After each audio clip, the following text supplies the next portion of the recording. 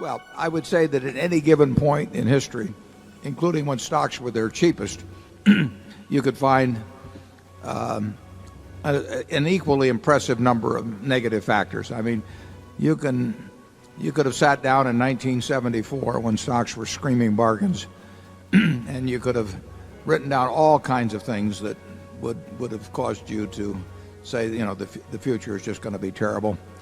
And similarly, at the top, or any time you can write down a large list of things that would be quite on the bullish side.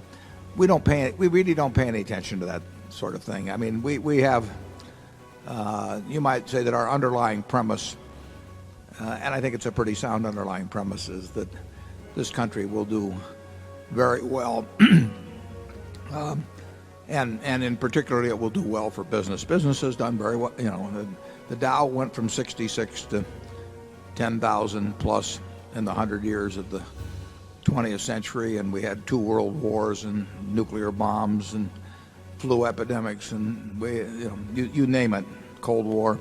There's always problems in the future. There are always opportunities in the future, and in this country the opportunities have won out over the problems over time, and I think they will continue to do so absent weapons of mass destruction, which is another question, and business won't make much difference if anything really drastic happens along that line. So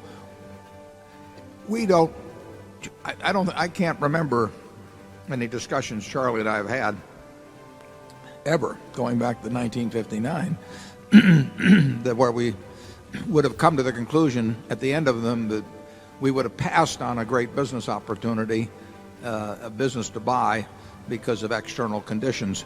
Nor did we ever buy anything that we thought was mediocre, simply because we thought that the world was going to be wonderful. It won't be the American economy, in my view, that does in investors over a 5 or 10 or 20 year period. It will be the investors themselves.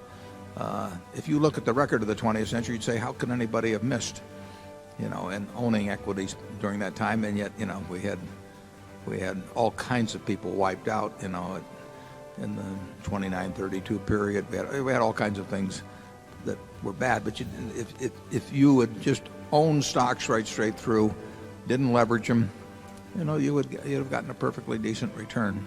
So we're unaffected, in essence, by the variables you mentioned. Just show us a good business tomorrow and we'll jump at them.